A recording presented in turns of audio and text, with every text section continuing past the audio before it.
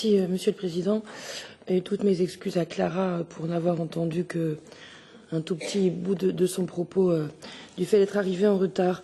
Mais ce que j'entends et également de notre collègue me confirme que nous allons dans le même sens. Il se trouve que je suis rapporteur sur le cadre financier pluriannuel à la Commission des budgets et qu'effectivement, ce qui a été dit, à savoir que entre la sortie du Royaume-Uni et les dépenses nouvelles, notamment celles de défense, qui vont probablement se gréver sur le futur cadre financier pluriannuel, il va falloir être très vigilant pour notre petit budget de la pêche, car je pense personnellement qu'il n'y a pas de politique quand il n'y a pas de budget. Ça n'est pas vrai. Donc, si l'on veut que la politique de la pêche continue à être digne et à la hauteur, je crois qu'il faut, alors que notre budget, ce budget est vraiment minuscule, ça vient d'être dit, il va falloir que nous nous battions bêtes et ongles. Je ne dis pas, je ne préjuge pas de ce que prépare le Parlement, puisque le débat sur le futur cadre financier pluriannuel est ouvert à partir depuis quelques semaines. On aura une première maquette, enfin si on peut dire, en tout cas une première vision du commissaire Oettinger le 28 ou le 29 juin. Donc on saura à ce moment-là à peu près quelles sont les grandes lignes. Mais en tout cas, il est clair que nous allons devoir nous battre, d'autant que, et j'en serai pas plus longue parce que tout ce qui a été dit avant, je le partage, d'autant plus que le Brexit ne va pas seulement retirer de l'argent au budget de l'Union, mais en plus de cela, il risque d'avoir des conséquences. On en a parlé hier toute la journée, enfin toute l'après-midi, il va avoir ou toute la matinée, je ne sais plus, il va avoir des conséquences. Je vais y arriver.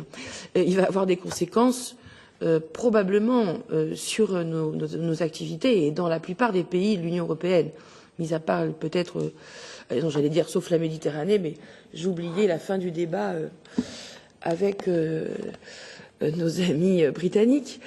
Mais en tout cas, il est clair qu'il va avoir des conséquences sur l'activité et je pense qu'il faut prévoir dans le futur cadre financier pluriannuel une enveloppe spécifique pour contrebalancer justement ces effets de choc qui ne vont pas manquer de mettre en difficulté un certain nombre de professionnels et de littoraux.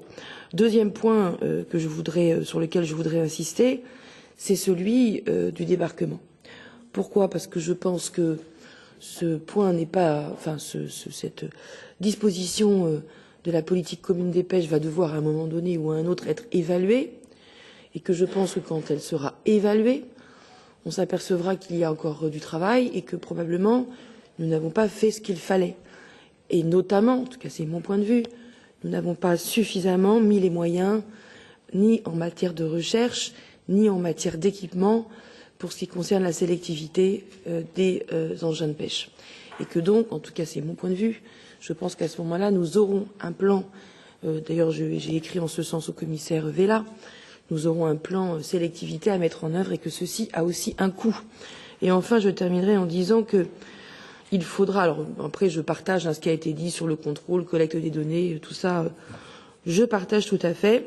Je voudrais juste terminer sur un point qui risque de nous être opposé quand on va défendre le FEAMP, c'est la mise en œuvre du FEAMP 2014-2020, l'aspect tardif de cette mise en œuvre, et donc on va avoir peu de résultats au moment où on va commencer à discuter du futur cadre financier pluriannuel. Je ne voudrais pas qu'on nous retourne l'argument selon lequel ah oui mais les dépenses ont été minables.